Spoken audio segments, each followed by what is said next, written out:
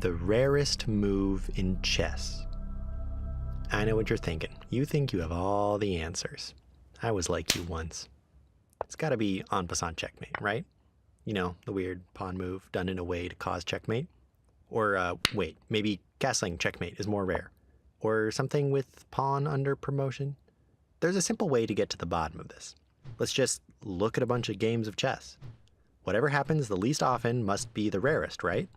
Like, if we ask a million people what their favorite type of pizza is, we could find the most rare pizza topping, which we already know is rhubarb. If we want to do this, we needed some way of talking about moves. Like, what is a rare move? What even is a move? What does it mean to play chess? What are we doing again? Okay, we're going to talk about moves in terms of standard algebraic notation. That's the normal way people talk about chess moves. Like when they say e4 and nf6, it's what they're writing down on those little pieces of paper. It's a simple notation. You just say what piece moved where. That's the basic idea, at least. We just need to give names to places and pieces. So we give every square on the board coordinates with a letter and number, and we give every piece a letter of its own. We can use these letters and numbers to write down moves, like bc4 means the bishop moves to c4. And there's only a couple extra things to know. X means capture, nx f3 means the knight captures the piece on f3. Pawn moves don't bother with naming the piece. e5 just means you move your pawn to e5. You add a plus to indicate a check. qa5 plus means your queen moves to a5 and the opponent's king is now in check. And similarly, the hash sign means checkmate. Pound sign? What do you call this thing? Octothorpe. Yeah, means checkmate. Kingside castle is O-O. Queenside castle is O-O-O. You don't even need to say whose turn it is. White goes first and then you alternate. This means the same move can happen from either side, like e takes d5, e takes d5. With this notation, you can describe an entire game of chess. Instead of writing down how the board looks after every move, which would be very tedious, you just write down the moves in order and you can reconstruct the board at any point. So if we want to find the rarest move, it's sufficient to look for the rarest notation of moves. Well, okay, there's probably many ways you could do it, but we're going to be looking for the rarest notation. There's one last important complication to mention about this notation. You'll notice this notation is very implicit. All you do is say the type of piece and the destination, and infer which source piece you're talking about. But what if two pieces could move to the same square? Like, both of these knights could move to e5. In cases like this, we need to disambiguate moves. If it's ambiguous which piece to move, you include the file of the source piece, like nd-e5. If it's still ambiguous, you use the rank instead, like n3-e5. If it's still ambiguous, you use both, like nd3-e5. Okay, now we can talk about rare moves. At this point, I thought, okay, like, there's so many games of chess happening all the time, we can just take all the moves in a bunch of games, count how many times we see each move notation, sort by that count, and see which one is at the bottom. But it turns out there's a lot of possible moves. At this point, I went on a bit of a crusade to understand what is every possible legal move notation according to standard algebraic notation. That way I could understand if I'd seen every possible move. This was much more interesting than I expected. I kept finding new edge cases and eventually had to write a program to help simulate all the possibilities. But honestly, that's a video of its own. Let me know if you'd be interested in seeing such a video. Once I understood every possible move notation, I was ready to look for the rarest move. But something wasn't quite adding up. I downloaded all the master level games from lichess.org. I thought maybe it just wasn't enough games, so I started downloading games from anyone on Lichess. But as I kept downloading more and more months of data, it became clear that there was a problem.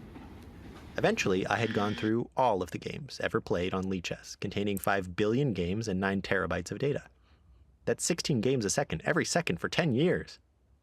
Out of all the possible moves, a full 30% that were theoretically possible, I never saw occur even once.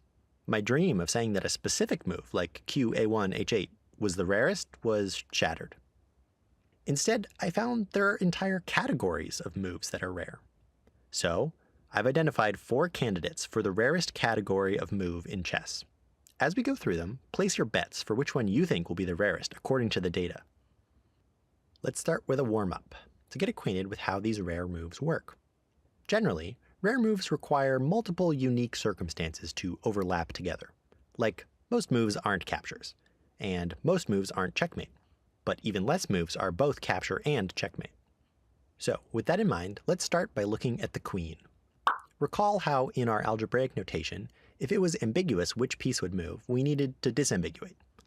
Unsurprisingly, rare moves are all based on disambiguation, since they require pieces to be in certain positions, which doesn't happen all the time. You only have one queen to start, so to require disambiguation, you'll need to promote a pawn. Once we have two queens, if they both see the same target square, we need to disambiguate with their file, like qc e6. If they both live on the same file, then we need to use the rank, like q4 e6. But what if we promote another pawn to make three queens? Then, if there were two queens on the same rank and two queens on the same file, and they all saw the same destination square, we would need to disambiguate with both the rank and file, like qc8 e6. This move is immediately rare because it requires three queens arranged together. However, we can keep stacking rarity. Checkmate can only happen once per game, so we expect the same move causing checkmate, qc8 e6 mate, to be even rarer. Finally, if we also capture a piece when causing checkmate, we get qc8 takes e6 mate for a doubly disambiguated queen capture checkmate. Whew, that is quite a move. But this was just the warm-up. Now we're ready for our first real candidate move. Let's talk about bishops. Again, we'll look at disambiguated moves. Wait a second. Why do you ever need to disambiguate bishop moves? Each bishop always stays on the same color when moving diagonally, and since the two bishops start on different colors, it's always unambiguous which bishop you mean to move. The two bishops live in entirely separate worlds. Well, this would be true, except for pesky pawn under promotion. If you promote a pawn to a bishop, it can be on the same color as another bishop, and therefore we may require disambiguation. Of course, 98% of the time people promote pawns to queens, but you are allowed to promote to a bishop. We've arrived at the rare move, a rank disambiguated bishop capture checkmate. Remember that we first disambiguate with the file, and only disambiguate with the rank if both bishops are on the exact same file. That is, file disambiguation is preferred to rank disambiguation. With 8 columns, you'd probably expect two pieces to be on the same file around 1/8 of the time. That ends up being true here, with rank-based disambiguation about 1/8 as likely as file-based. As with the rare queen move we showed before, we tack on capture and checkmate to compound the rarity. Such a move would look like this: b2 takes e4 mate. To recap, this requires under-promoting a pawn to have two bishops on the same color. This requires arranging them so that they're on the same file. It must capture a piece, and it must cause checkmate. That leaves us with a pretty darn rare move. I bet en passant mate doesn't sound so rare anymore, does it? The next rare move might not surprise you. It's the doubly disambiguated bishop capture checkmate. If you under-promote at least two pawns to bishops, both on the same color, then it's possible to arrange your bishops in such a way that they need both rank and file disambiguation. If we look back at how much rarer rank disambiguated moves are compared to file-based, well, doubly disambiguated moves are even rarer. The arrangement requires the bishops to sit in a square around a target square. Only 1/3 of the corners of this square actually requires double disambiguation, since the others only see one bishop on their same rank and file. As before, also including a capture and checkmate compounds the rarity. Such a move would look like b(a)8 takes c6 mate. There's actually another rare move here. Something very interesting happens when we look at doubly disambiguated bishop checkmates that are not captures. Because all three bishops see the same target square, it means both diagonals from that square will remain attacked no matter which bishop you move there. Thus, if there's no enemy piece being captured, a doubly disambiguated bishop move won't attack any new squares. So how could this possibly be a checkmate? Turns out this can be a checkmate, but only via a discovered attack. The bishop you move has to reveal another piece that actually causes the checkmate. I like this move because it's one of the few times that a move implies that it must be a discovered attack. Such a move would look like bc6 e4 mate. Finally, we have our last rare move candidate, a doubly disambiguated knight capture checkmate. Finally, something other than a bishop. Two knights can require disambiguation, and in fact, disambiguating knight moves is common. But to get double disambiguation, we again need to under-promote at least one pawn. It's kind of hard for knights to cause checkmates because they don't control as many squares as other pieces. For this rare move, the knight must be arranged in a specific rectangle, and then capture a piece and cause checkmate. This move might surprise you in rarity. Due to how knights move, the rectangle of where the knights must be is quite specific, and not as lenient as queens or bishops. The destination square cannot be anywhere along the outer edge of the board, and if you inset one more square, only allows half as many positions of knights. This gives less leeway for such an arrangement. Such a move would look like n d4 takes e6 mate. And that's our 4 rare move candidates. Side note, I'm sure you've noticed all these moves require pawn under promotion and having the opponent not resign. These are highly unlikely situations to arise in high-level games, which in a sense contributes to the rarity. A move being rare doesn't mean it's good, like getting struck by lightning. Under promotion itself is often a sign of a game not being taken very seriously. It's always better to just promote to a queen.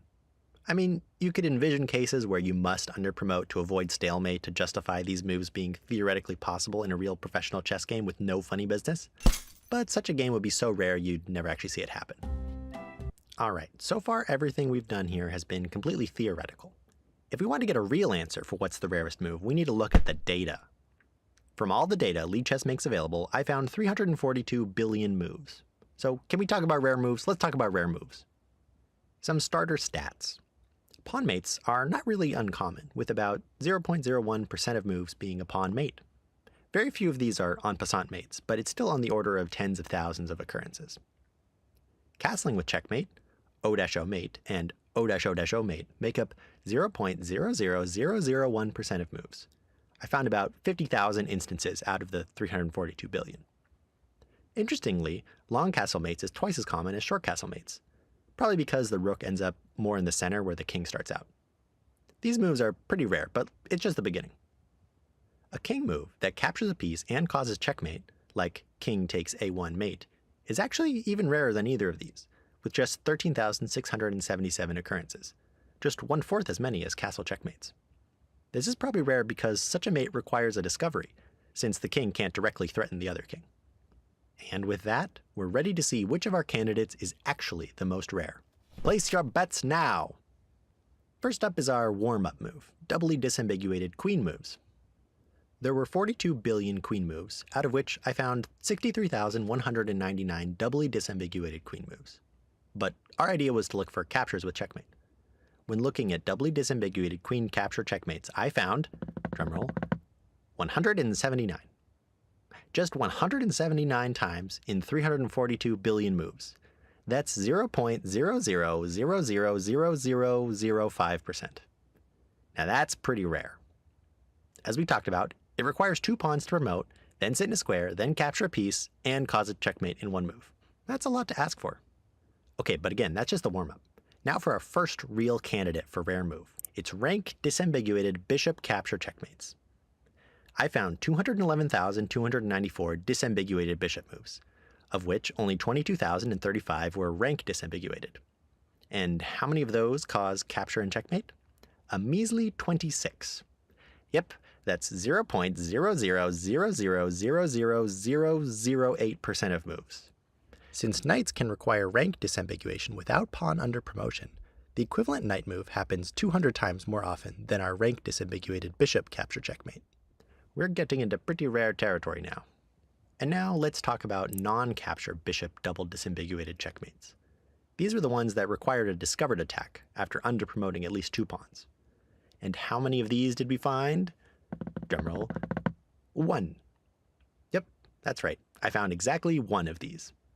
On January 22nd, 2022, N. Marcus N. and Maulilusmius played a blitz game which ended in bf1 g2 mate.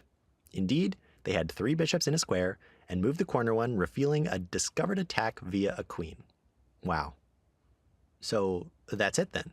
1 out of 342 billion. 0.000000003%. This must be the rarest move. Well, let's keep going. Let's now talk about knight double disambiguations. I kind of thought these were an underdog in the race, like it's just a knight move. But these are truly very rare. The constraints on how you have to position the knights make it harder to execute than you might expect. I only found 1,973 knight double disambiguations. And how many of these were capture and checkmate? None. 0. I never found any. But judging from the ratio of capture checkmates from other moves, we probably need to look at several billion more games before we'd expect to see one by chance. So maybe we can expect one of these on Lichess at some point this decade. So is this it? What could be rarer than never?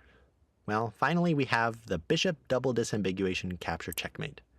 These are much rarer than single disambiguation. I only found 665 bishop double disambiguations. And care to guess how many of these are captures and checkmates? That's right, none of them. Okay, well, we went looking for rare moves, but it ended up being so rare that all we found is a bunch of zeros. Now, how are we supposed to crown a winner if it's a tie for 0 out of 342 billion? Well, ideally, we just keep analyzing data until we had some hits, but I went through all the data there was. Chess.com has something like 8x more games, but unfortunately the data is not available to download, and we just won't know without the data. In my view, doubly disambiguated bishop capture checkmates seem likely to be rarer than doubly disambiguated knight capture checkmates. Of all the pieces, bishop double disambiguations occur significantly less than the others, with 1/3 as many as knight double disambiguations. I found 3 knight double disambiguation captures, but 0 bishop double disambiguation captures. Bishop double disambiguation requires at least 2 pawn under promotions instead of just 1, and they have to be on the same color. So we'll unconvincingly give the crown to bishop double disambiguation capture checkmates. Great job. There's an argument to be made here that if a move has never happened, can you really call it rare? Like, the minimum threshold should be 1. Like, let's say Spaghetti Monsters invaded Earth and beat Magnus Carlsen at chess. The word I would use to describe that wouldn't be rare. Though since we only have data from Lichess, we have to assume these moves have happened somewhere at some point in history. So I think it's safe to call them rare moves. Whew. This was so much more complicated than I ever expected it to be. I can't tell you the number of times I remade this video upon finding a newer, even rarer move or postponed to analyze just one more month of data. My code is available if you'd like to analyze it yourself. You can look at some extra details of the statistics there too. Thanks for watching.